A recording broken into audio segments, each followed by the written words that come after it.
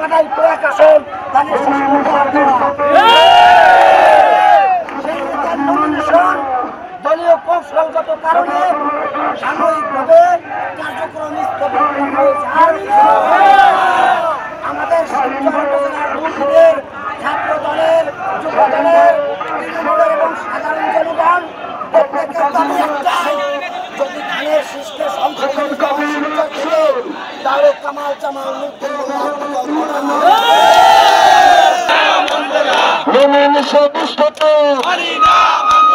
শিবচরবাসী মানি